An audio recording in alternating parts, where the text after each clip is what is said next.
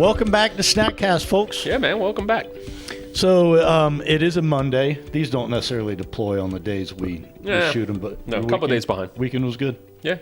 You look like you got some sun. A little bit Friday, a little vitamin D action. I found my golfing doppelganger. Did you really? Me and Scott Wood, we hit the range yesterday for 5 hours. Wow. And only went home because our wives were, where are you at? I was doing that to you. Where are you at? We have no power. We have no power. Right. Scott's like, man, I'm getting it from all front sides and things here.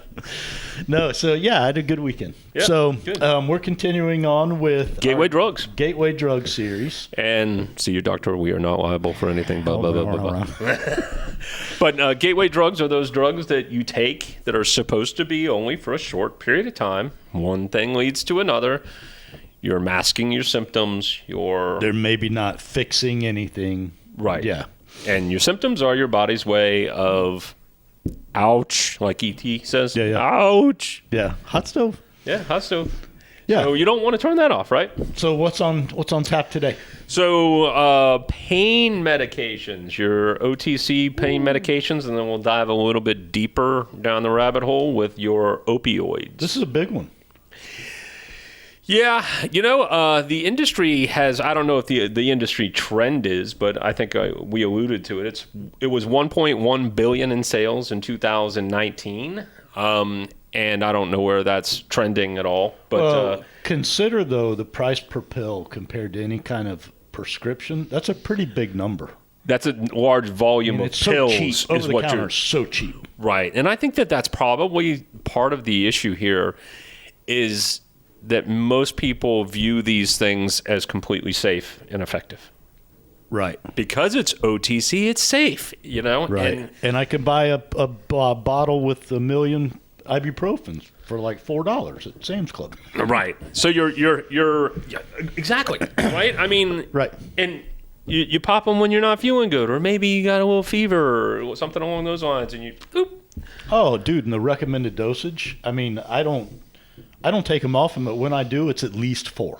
At least. Yeah. Of the ibuprofens, right? Right. Yeah. You don't take that many Tylenols. You'd be. Well, tell me why. All right. So your OTC medications, your OTC painkillers are separated into really 2, and I'm not going to go into the details. If you want, research it.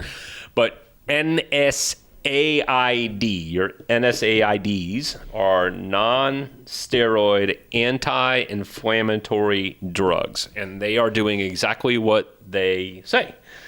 They are trying to reduce the inflammation sure. in the body, right? Those are typically, there's a long list of them, but I'm going to go through the 2 big ones are the ibuprofens and your naproxens, right?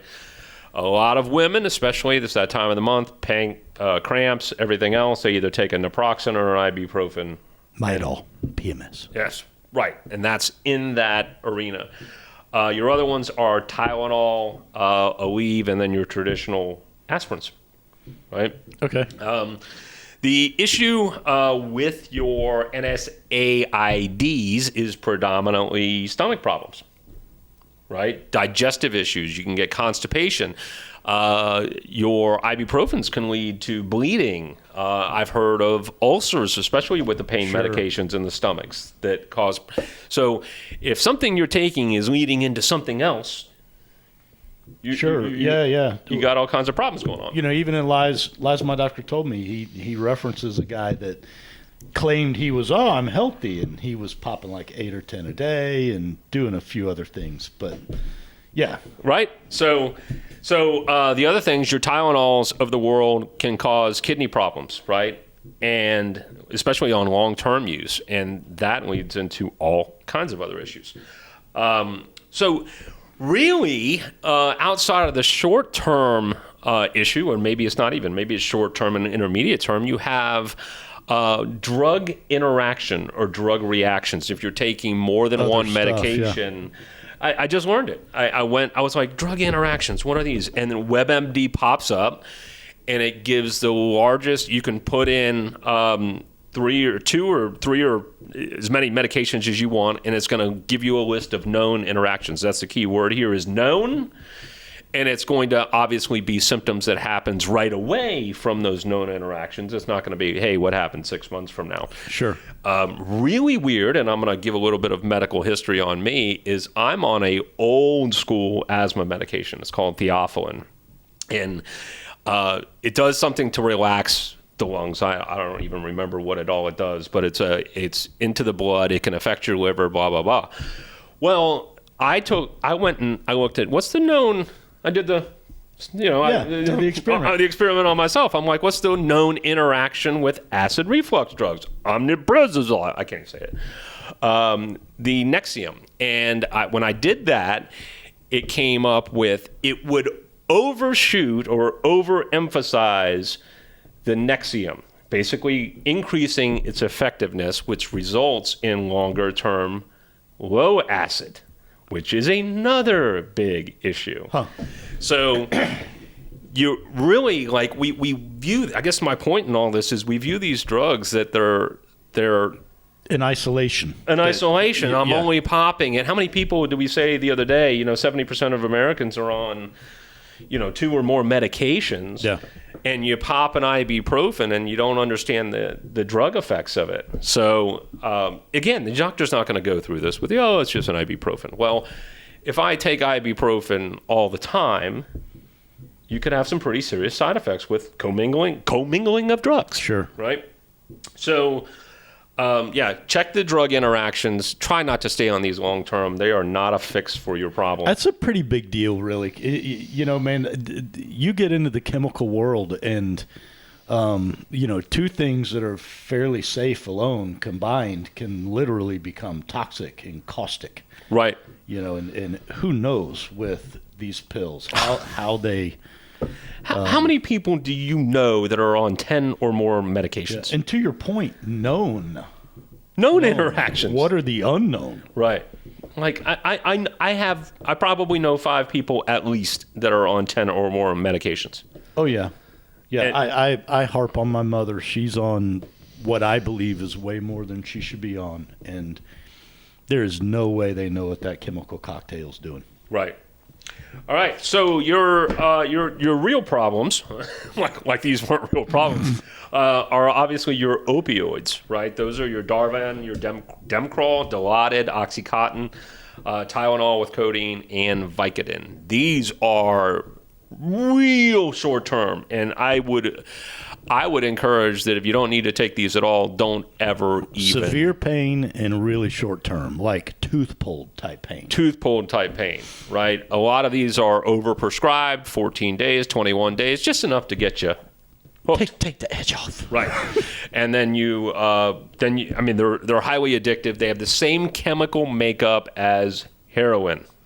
Yeah, dude, I've got a buddy. He's actually in an article for a local magazine that tells his story of overcoming an opioid addiction, and he literally came to the point, laying in the hospital, that he wanted to go.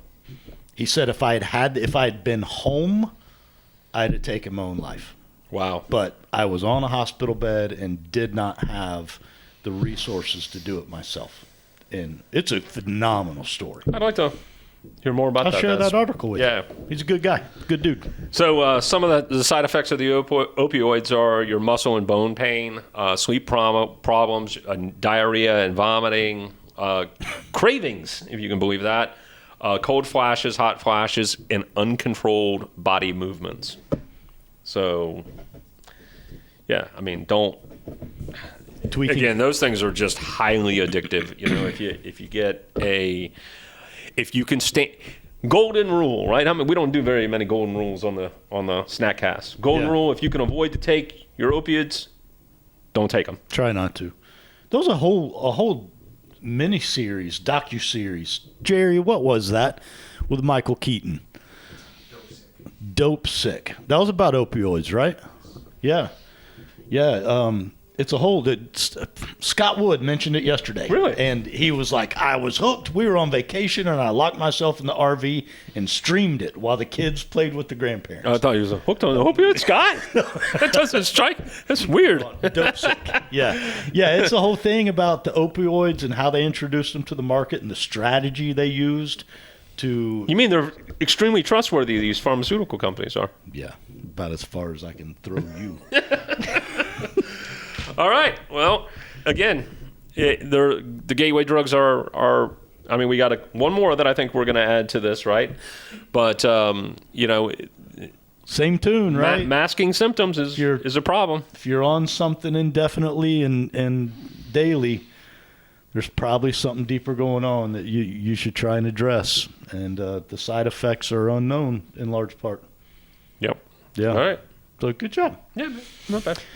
Questions, comments, concerns, hit us at snackcast@yes.fit. Stay moving. See ya.